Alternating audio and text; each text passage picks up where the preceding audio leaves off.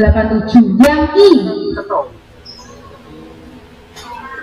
I ada yang 70, ada yang 75. Bapak dan Ibu, jika dia dalam satu aspek OTC peng 10 sing biji kok sing paling berarti ini adalah 75 Bapak dan Ibu.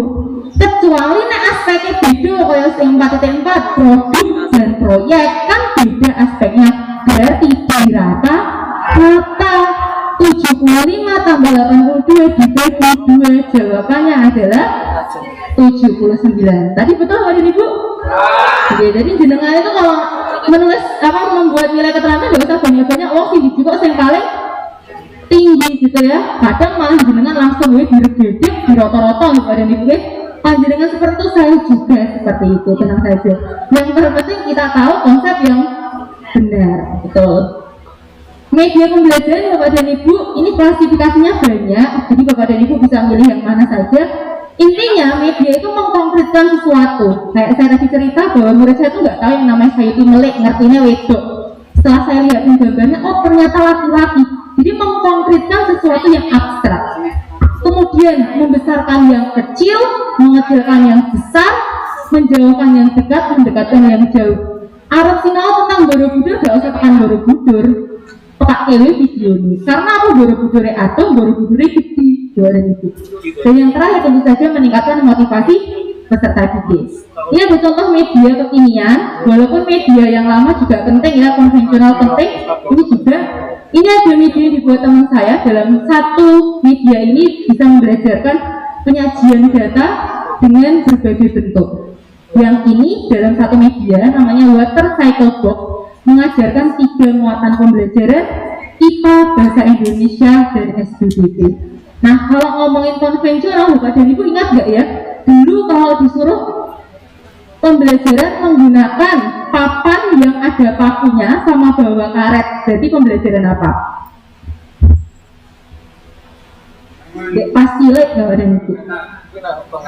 Bangun datar, betul. Digawe segitiga, digawe persegi panjang. Berarti pembelajaran tentang iya. Kemudian dulu kita pakai sate bilangan sing warna-warni, berarti untuk membelajarkan apa?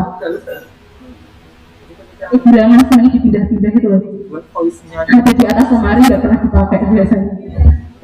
Untuk membelajarkan satuan, puluhan, ribuan, ratusan dan juga ribuan. Nah itu beberapa contoh media. Lanjut. Indikatornya mengidentifikasi pencernaan pada manusia. Berarti pakainya apa? Ya? Jawabannya betul. Torso. Tahu nggak torso apa Bapak Ibu? Torso itu betul. Adalah tiruan anatomi tubuh manusia. Waktu kecil senangnya tak jikui Bapak dan Ibu, tak congkel bagian lambungnya, bagian usus halusnya, usus besarnya itu namanya adalah torso. Ingat-ingat ya. Soal berikutnya. Ada pembelajaran bahasa Indonesia menceritakan kembali peristiwa. Yang IPA membuat karya tentang siklus air, SBDP-nya membuat gambar cerita. Kira-kira sing cocok medianya apa? Sing A apakah benda konkret? Sing B maket diorama? Sing C kit pembelajaran IPA? Sing D gambar buku ajar? Apa sing E pop up book dan pesta? Pop up itu kalau dibuka langsung megar, jadi kayak bagus gitu. Pakai pop up, padahal flashcard itu contohnya buat anak kelas 1 loh, buat mengajarkan kata atau nama buah, nama sayuran. Ya, jawabannya adalah maket dan diorama. Maket dan diorama itu adalah miniatur dari sebuah peristiwa yang besar atau sebuah benda yang besar. Itu namanya maket atau diorama. Tadi betul Bapak dan Ibu? Salah ya, tidak apa-apa, kita belajar bersama. Kemudian aliran perkembangan. Nah, aliran aktivisme intinya yang namanya peserta didik itu karakternya, tingkah lakunya itu didapat dia gara-gara bawaan lahir. Dan nek bapak nganu, ibu nek bapak nganu, anaknya melu nganu, gitu loh Bapak dan Ibu. Nah, kalau yang kedua, empirisme dipengaruhi lingkungan. Nek lingkungan nganu, dia jadi nganu juga, gitu loh Bapak dan Ibu. Nah, kalau yang dua-duanya adalah konvergensi. Di bocah itu karakternya itu gara-gara bawaan lahir, tetapi juga gara-gara lingkungan.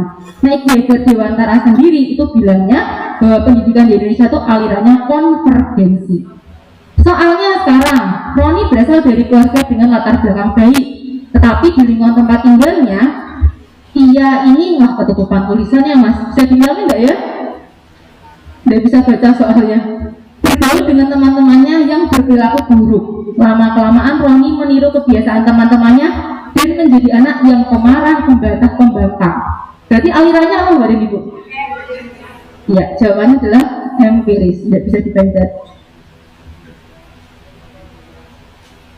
Ya, udah hilang. Ya, jawabannya adalah empiris, betul. Perbedaan kata SP K13, ininya gini. Dulu kita mengenal SK, sekarang kita mengenal AI. Ya, dulu kita mengenal EE. EE itu apa? EE itu apa? Eksplorasi, elaborasi, konfirmasi. Sekarang kita mengenal kegiatan, pendahuluan, inti, penutup. Dulu kita memisahkan model dewe, metode dewe, pendekatan dewe. Sekarang jadi satu, yaitu pendekatan saintifik. Perbedaannya itu.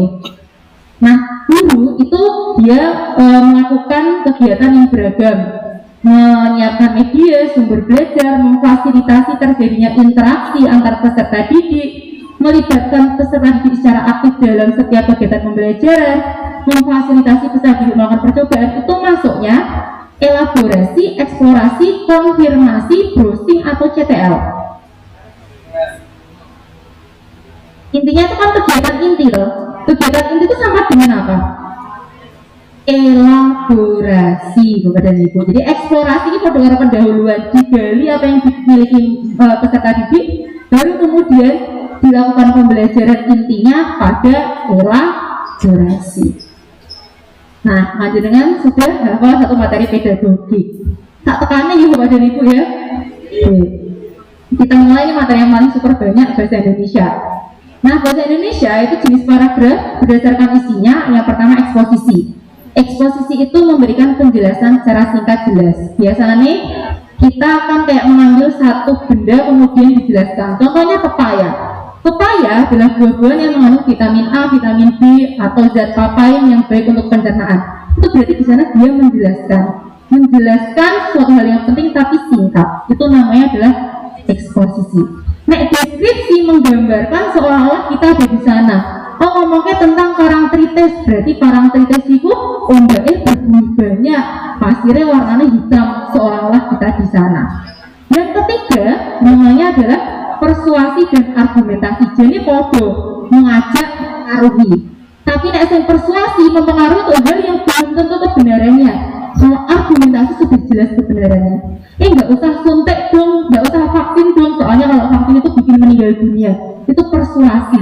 Belum jelas kebenarannya. Berbeda dengan argumentasi yang sifatnya adalah objektif. Terakhir narasi. Narasi itu ada urutan waktunya, ada kronologinya, namanya narasi. Ada bacaan tadi tentang Tengku Amir Hamzah, dimulai dari dia lahir, kemudian dia SMP, dia SMA, dia jadi pujangga sampai dia meninggal. Berarti masuknya ke paragraf apa? Yang keras aja boleh Ibu, tidak apa-apa, tidak usah malu. Narasi, betul ya, karena ada urutan waktunya.